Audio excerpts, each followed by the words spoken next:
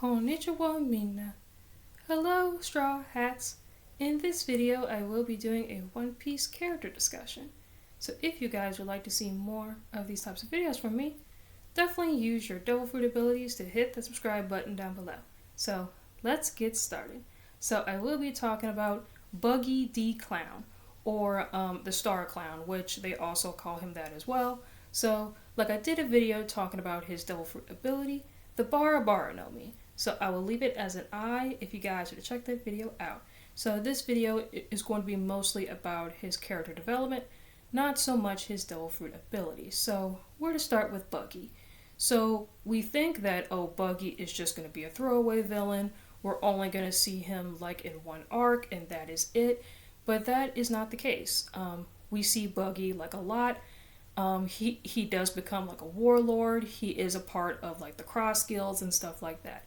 So we first see Buggy with his pirate crew, and this is the first time we have ever seen, well, I guess the second time, like the first devil fruit ability that we see is with Luffy with the Gomu no Mi. So I guess you could say he's like the second character that we do see a second devil fruit ability.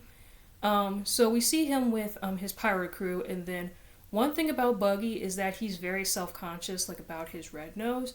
So if you would insult his red nose, you're definitely going to pay the price for that. Which we first see with his pirate crew, like one of his pirate crew members was insulting his red nose. So then he uses his Bara no Mi ability to grab him by his neck, lift him up, and say, if you insult my red nose again, you're going to pay the price. And then, yeah, so he says, like, I'm sorry, and then he lets him go. So the first major battle that we see is Buggy versus Luffy, which is a really good fight to see because their devil fruits are really, really similar. Yeah, really, really similar. Like I said, like in the Bara no Mi video, like they're very, very similar and also opposites as well. Like Luffy cannot take sword attacks, but he can take punches and kicks. But Buggy can take sword attacks, but cannot take the punches and the kicks. So their fighting styles kind of mirror each other, which is also really cool. And then we also do see Buggy. He has like the 3 knives that he uses. He uses that in conjunction with his devil fruit ability. He puts it like in between his fingers, like his daggers. And then he can throw them like shuriken knives and stuff like that. So we see that... So we see him throw the knives towards Luffy, and then he ends up stabbing Luffy's straw hat, which Luffy's straw hat means so much to him. Like, Luffy is very, very protective with his straw hat. And then we also do get the backstory between Shanks and Buggy, which you would think that Buggy and Shanks are like best friends, but I'm really not so sure because they argue a lot. And then Luffy gets like really, really mad that if you insult Shanks. So Buggy does do that a lot, like against Luffy, and then Luffy gets really mad. So we do get to see the backstory of Buggy and Shanks when they used to be a part of Goldie Roger's crew. But we did not know that at the time. But they used to be a part of Goldie Roger's crew. And then Buggy really likes maps, like as well. And then he also wants to be the king of the pirates, very similar to Luffy. So I guess you could say just Buggy and Luffy are just very, very similar character-wise. Like, they both want to be king of the pirates, their devil fruits are really, really similar, and then, of course, like in the One Piece community, they've been talking about, oh, Luffy and Buggy could be brothers, which I totally agree. I could definitely see those two being brothers. So then, so Buggy has, like, the Bara no Mi, and then he was thinking about selling it, which he totally should, because when he's a part of the Cross Guilds with Mihawk and Crocodile, Buggy owes Crocodile some money, and then when Crocodile confronted him, hey Buggy, where's my money at? And then Buggy's all like, I don't have your money. And then basically Crocodile sold Buggy like into slavery just to get the money, which is really, really sad and really, really horrible for Buggy.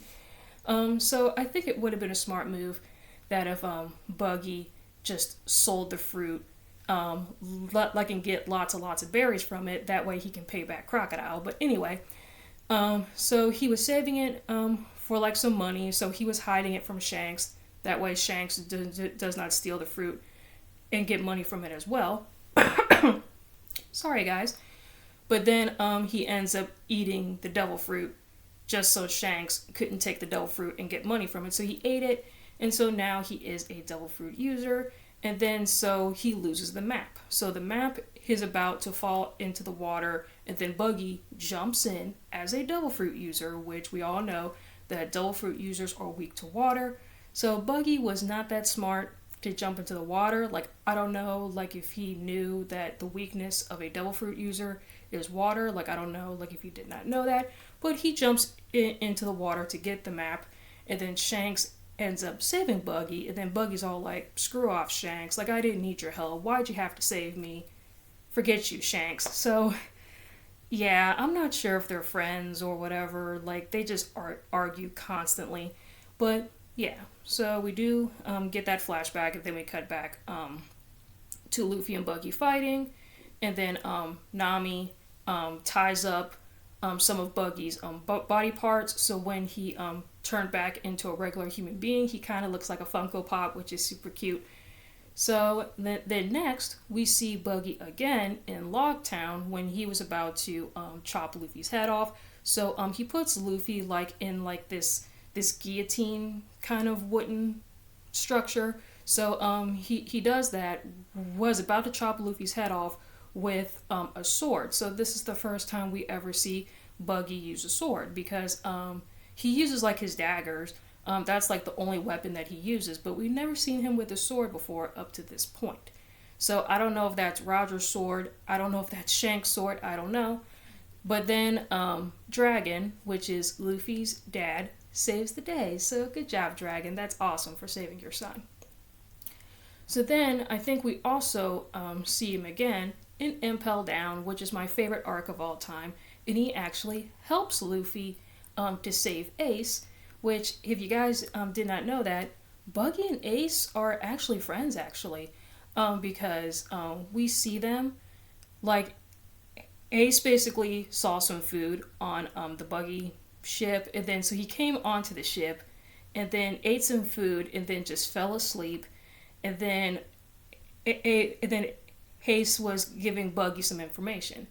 So then, unfortunately, when Ace got executed by Sakazuki, Buggy was like really shocked about that, really devastated that Ace passed away. So like, it looks like that Ace and Buggy are really good friends, and then so I think Buggy was about to get rid of Ace, but then he understood, oh, Ace is a part of Whitebeard's crew. We don't want to mess with Whitebeard. And then he's also kind of jealous of Whitebeard because his pirate crew is like in like the newspapers and stuff like that, but his crew isn't. So there is some jealousy going on between Whitebeard and Buggy. So, which is actually quite funny that Buggy is friends with Ace, but he's not friends with Luffy. And then I guess he has respect for Goldie Roger. So that's really quite interesting. So then, then of course, Buggy is a warlord. Yeah, that's crazy, right? That Buggy is a part of the warlord system. Sorry, guys, not Luffy. Buggy was a part of the warlord system, like until the warlord system got like abolished, and then now the world government is after him. And then so he joins a group called the Cross Guilds, which used to be in charge. So like the person that used to be in charge was Crocodile and Mihawk, like until Buggy showed up. Now he's like the head of Cross Guilds, because Crocodile like and Mihawk really don't want that spotlight, so that's why they gave it to him.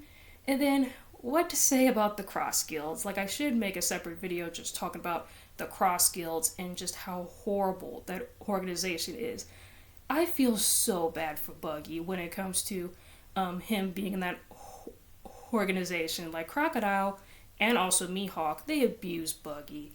Like, those two are just so horrible, like, against Buggy, and I feel so bad for them. Like I said before, towards the beginning of this video, that Crocodile was owed money from Buggy, and then when Buggy could not give it to him, he basically just sold Buggy like into slavery just to get the money. I'm like, yeah, Crocodile, that's horrible. Like, that is just so horrible. Yeah, shame on you, Crocodile. But yeah, and then I think we do see Buggy in Marineford.